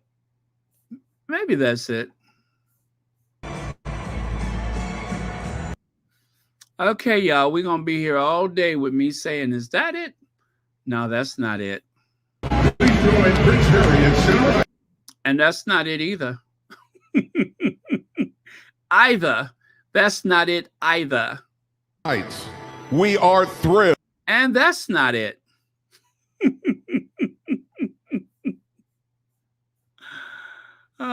Get a pillow. This is going to take a minute.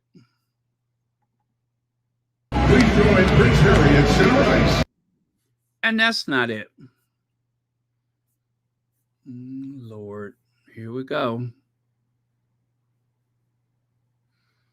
Okay. That's not it.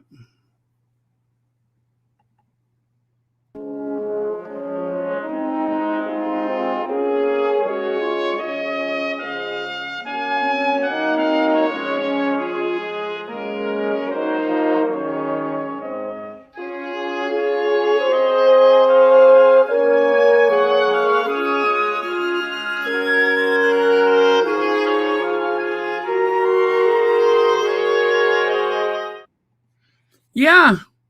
Yeah. That's what I'm saying. That's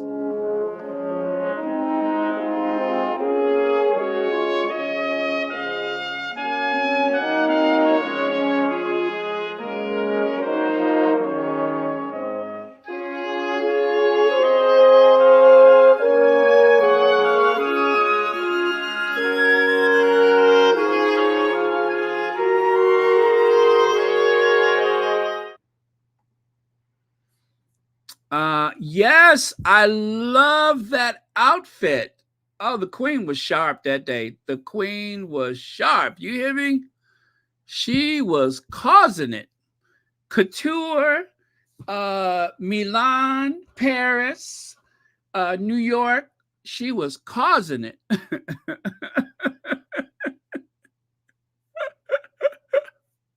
Yes, yes, she was causing it with those little clunky heels and and them big shiny buttons. She was causing it. You hear me? I was like, go Betty, go Betty. Look at her. She's short.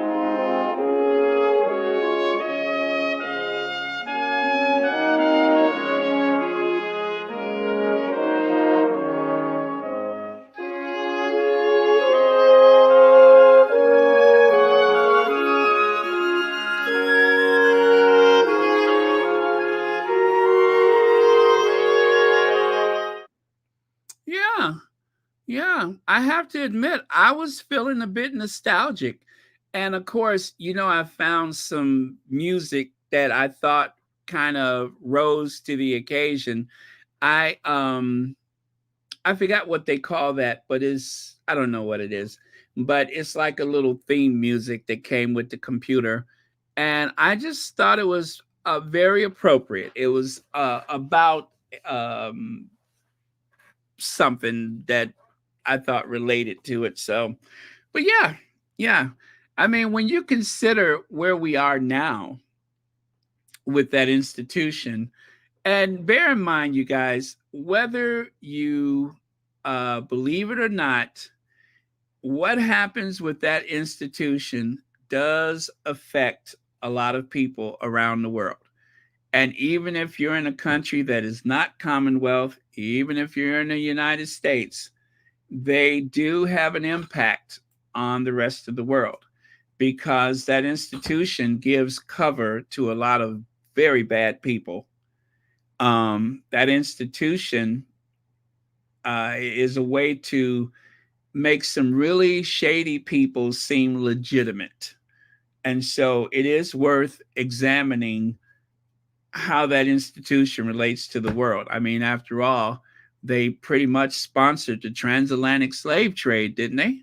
They sponsored the East India Company. They sponsored a lot of things that changed the map, that changed the maps of the world, that created maps where there were none. So it is still very important that people understand what that institution has done and what it's capable of. So it is very current, and people need to know. They really need to know. That is how we got into this problem in the Middle East, is that there was apartheid right under our noses. There was a genocide right under our noses. Now, I've been talking about that stuff for years, and people have been looking at me like I was some kind of conspiracy theorist. But now, all of a sudden, it is mainstream. And I feel somewhat vindicated because, like I said, I've been talking about it for years. A lot of people, this is the first they've ever heard of it. When I tried to explain it to people in the past, they'd all give me that dog ear and cock their head sideways and look at me like I was some kind of crazy person. But now it is right there out in the front and just as bold as could be, and you can't ignore it anymore. So that's why I say very important that people pay attention to this institution because it legitimizes a lot of shady people. Those state dinners and those, state visits and all that, they give a lot of legitimacy to a lot of people. Okay. I hope that makes sense, but if not, I'll try to explain it another way later, of course. Wait, where was I? All right, so we're done with this. Let us move on. Okay. So, as I said yesterday, and I still stand by what I said, I think that Kate has made a mockery of the institution. I think Kate has made a mockery of the military by dressing up like this.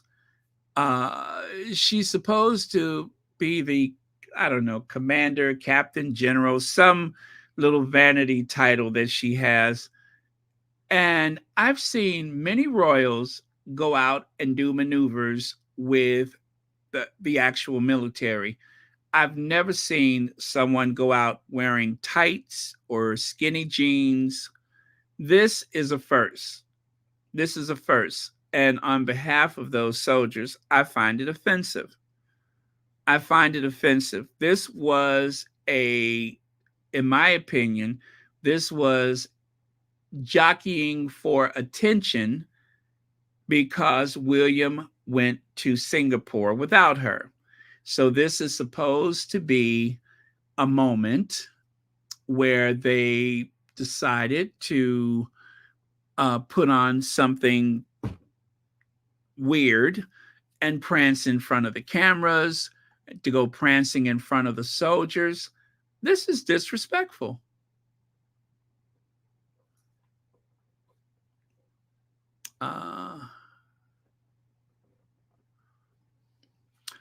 Actually, wasn't it Haiti? Didn't they abolish slavery before anybody else? I thought Haiti was actually first. England always says it abolished slavery before anyone else, yet the new America consists of majority British citizens. Plus, tell that to my country, Jamaica, who got our independence in 1962.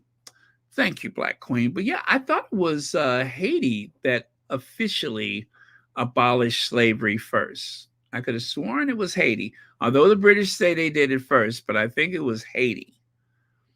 In actuality, it was Haiti, and Haiti has been punished ever since.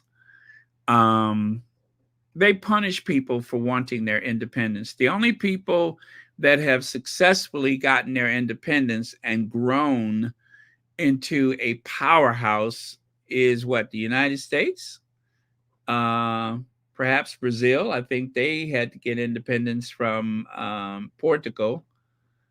And there's been a few that's been very successful, but most countries are either still subjugated, although not legally, but still, or they have been punished ever since they got their independence. The Europeans have punished them. I know they have really, really destroyed Haiti and continue to punish them. And what's sad is that Haiti was looking to the United States for some type of solidarity, considering that the United States got their independence from England. But the United States was like, no, but y'all ain't white.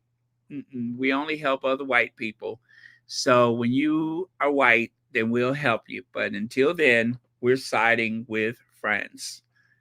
So that is how that happened. Plus, technically, France is the United States' oldest ally. The French went bankrupt trying to finance the War of Independence to destroy their arch enemies, the British. So interesting how they're all friends now, right?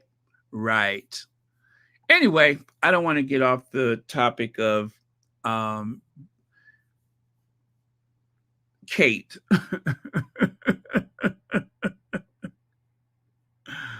Oh, thank you, Leslie. France was the first country to outlaw fully slavery. Thank you. All right. So again, I think this is very disrespectful, and I stand by everything I said about, her legs and stuff getting out the car. And I think this is what I'm closing with tonight. Is it?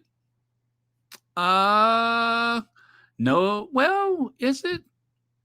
No, not quite. Not quite there. Still got about 20 slides, I think. But anyway, the 22nd of November, as you know, that is the day back in 1963 that John F. Kennedy was assassinated.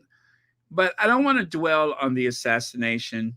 I just want to share some images leading up to it in a way that you may have never seen it before. We're so used to those grainy videos from the early days of television, or we're so used to seeing those black and white photos. But by the way, this painting of John F. Kennedy is like my favorite of all the presidential portraits. It's the only one where the president is not looking directly at the viewer. He's looking down. He's in deep concentration, if you will, pondering things. And this was actually painted after the assassination, and the family chose this particular painting to be the official portrait of John F. Kennedy. So this one hangs in the White House as his official presidential portrait. Now, as I promised, John F. Kennedy, on the 21st and the 22nd of November, 1963, in a way that you've never seen before, like this one right here, HD quality color photo. Never seen this before. Where have you ever seen this? I have not seen it, but yet there it is. It seems like this was taken this afternoon and not 60 years ago. And this was also taken at night. Now, I believe that this was in Houston. I believe these were from Houston because I believe they went from went from Houston to Dallas. In Dallas, that's where his life ended. But yeah, you can see how young and how vibrant they were as a couple, John and Jackie. And on this occasion, the First Lady is actually speaking Spanish. She was fluent in Spanish and also fluent in French. She lived in Paris for a while, working as a freelance photographer, I believe. But yeah, she lived in Paris for a minute. So that, of course, is Jacqueline Kennedy. And this says thank you. Yeah, it says thank you. They had like a bunch of stops that they were scheduled to make. And this is yet another one. And you can see John Kennedy. I believe that's Lady Bird Johnson, perhaps. Or is that Governor Connolly's wife? Not sure.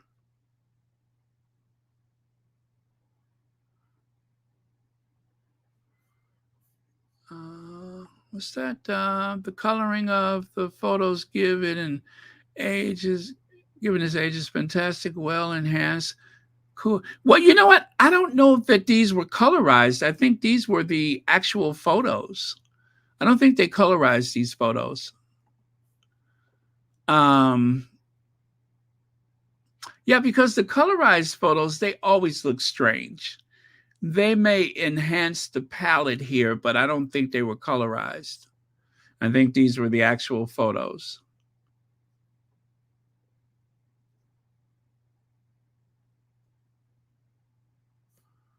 What's that? I thought that was a painting of Prince Harry until you said who it was. Oh, yeah. You mean of John F. Kennedy looking down? Yeah. And check out this one right here. This is, I believe this was on the streets of Houston. Again, I'm sorry, I don't know which city is which, but I know they went to Dallas the next day. So I believe this was in Houston.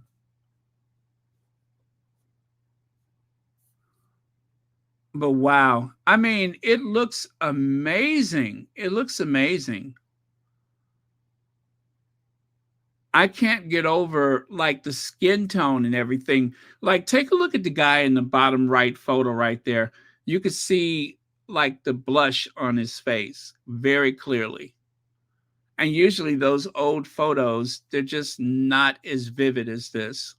Now, this is in Dallas. This is in Dallas. This is the next day in Dallas. So this is the motorcade. And don't worry, I'm not going to show you guys anything disturbing. But yeah, this is in Dallas the next day. This is on the streets of Dallas.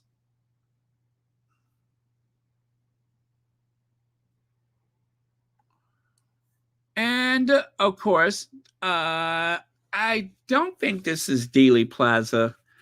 I don't think so. It may be. It may be. But I think this is like one of his last photos alive. It may be Dealey Plaza. And of course, we know this is Dealey Plaza because you can see the grassy knoll and the car all the way to the left there. That's the motorcade. That's Kennedy's car. And sadly, Texas welcome dinner honoring President and Mrs. Kennedy and Vice President and Mrs. Johnson, 7:30 p.m. Friday, November 22nd, 1963, Municipal Auditorium, Austin, Texas, admit 1. Balcony only, press section. And also, the other sad thing here is neither the fanatics nor the faint-hearted are needed.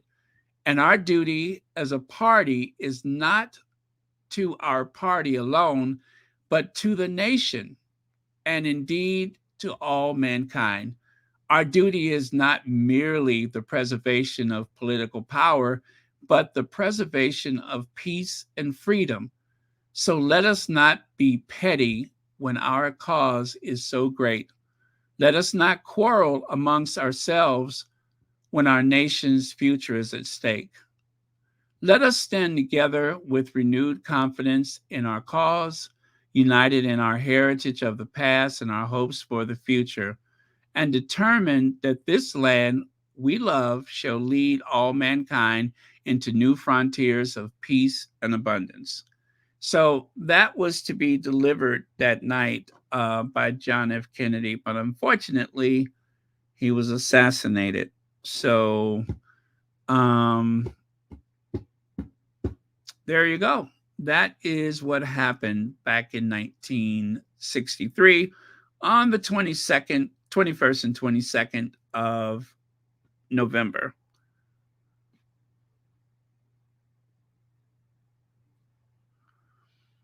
Minxie Martin, he was incredible.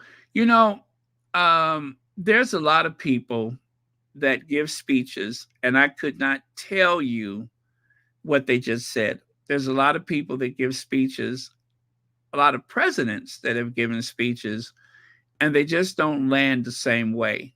But there are only a handful of presidents that have been very quotable that I can recall. And John F. Kennedy was definitely one.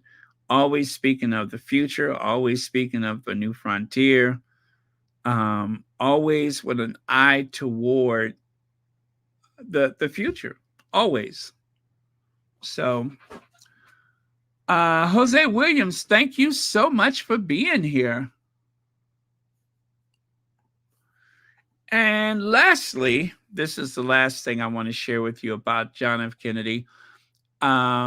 That is the original Air Force One Boeing 707, not the first Air Force One, but with that livery, with that paint job that is so familiar, with the band of blue framed in gold, and the font, the lettering that's used on the side of the plane is actually something that John F. Kennedy picked out himself. Jacqueline Kennedy advised the artist with the color scheme, right? That was her idea with the powder blue and such. But it was John F. Kennedy who insisted on having that particular font. This is one of the printed copies of the Constitution. And on the printed copy, they printed it using that font, which was later carried over to Air Force One. So if you ever wonder how they chose that type of lettering, that comes from the late president himself.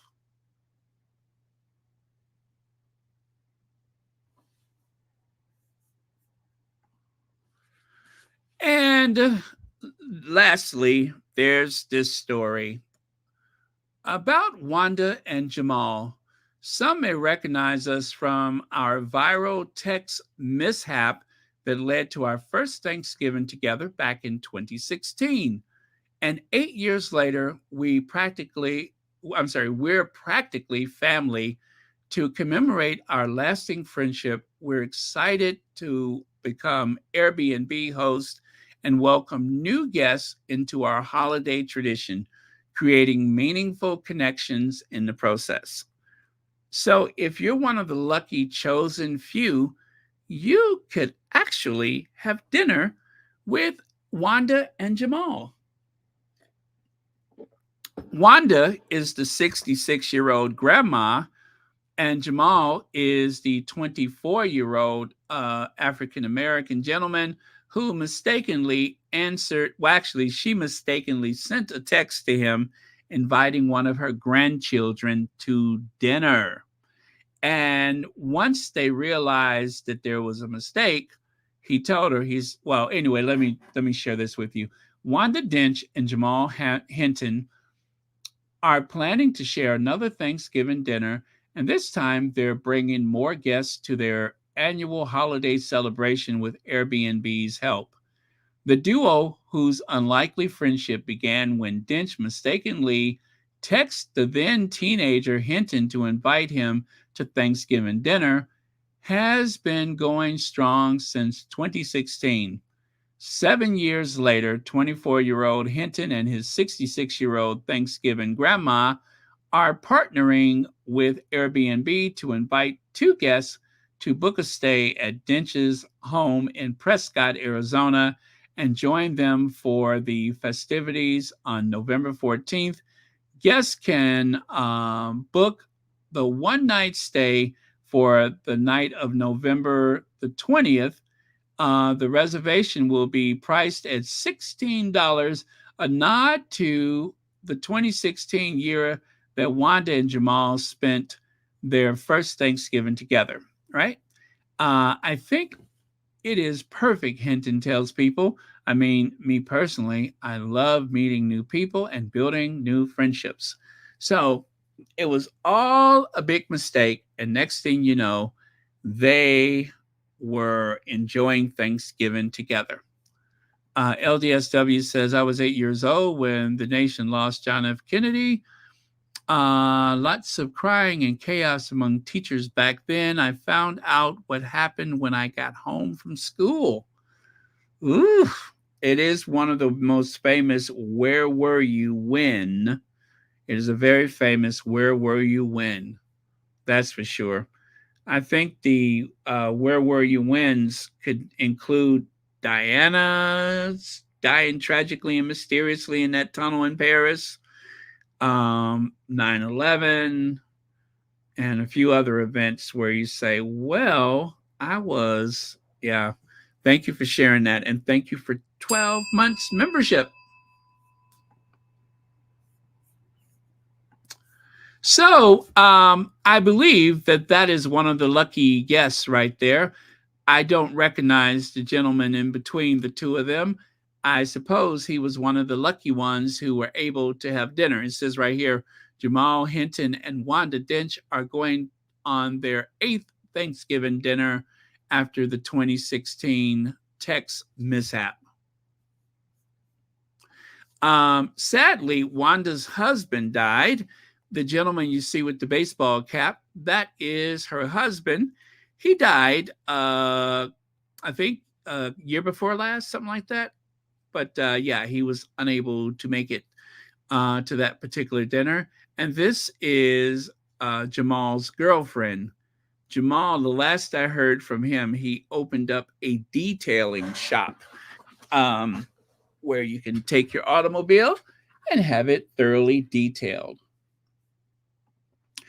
And keeping the memory alive, you can see they're holding a photo of her late husband.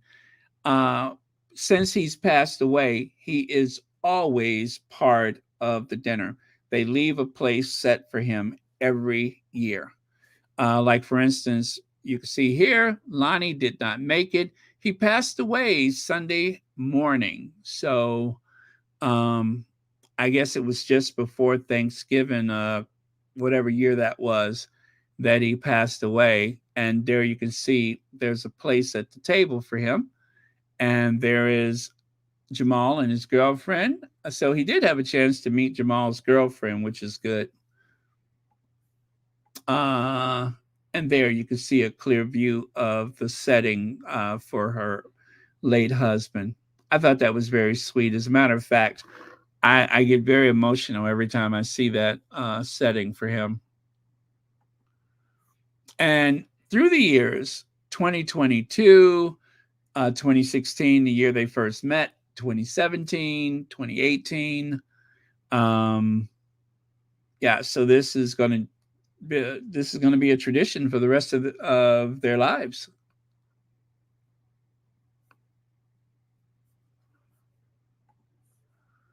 And lastly, there is our Duchess cooking the bird.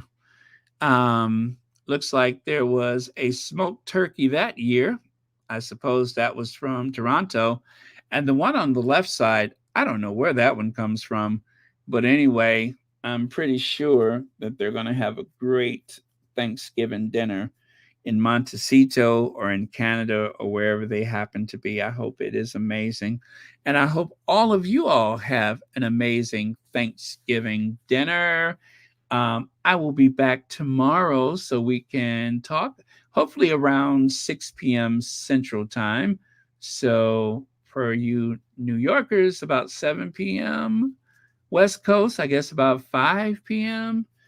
But whatever the case may be, we will be together tomorrow. But if you are with your families at that time, just listen later. Stay in the moment. Stay in the moment. That is so important. Always better to stay in the moment with family, right? Right. So in the meantime, I'll have to plan something special for tomorrow, like things to be thankful for. It doesn't have to be about anything in particular, just the things that we are thankful for. Rachel Morara, let's see. Hello. Oh, let me highlight it because it's moving. Hello, Baron Squad, Sussex Squad family, moderators. Hope you are all well. Happy Thanksgiving to my American sisters and brothers. I'm so happy I found Baron live. I always miss his lives. Oh, thank you for saying that. And I'm glad you're here. Greatly appreciate it. So I won't keep you guys any longer. Thank you so much. And as usual, we end with our queens because they are so important to the direction of the Sussex family. All right. So, yes, thank you, Minxie Martin. And let that be our last word for the day. Thank you so much for that. Okay, so I am going to go. Thank you all very much. Thank you for coming back to join us. Oh, and thank you all for your super chats and super stickers. When I kicked myself out, I lost all of that stuff. So sorry about that, but I lost all of the ones I had before. But thank you so much for being here. Yes, Dansby, I was hoping that, because I felt bad earlier when I heard people were cooking and I had to go. So I knew for sure that I was going to come back later. So it's okay. I'm glad to be here and always glad to know that people are multitasking, cleaning, driving, whatever, and listening to Royal Sussex. All right, so I'm going to go. Love you guys. I will see you all tomorrow.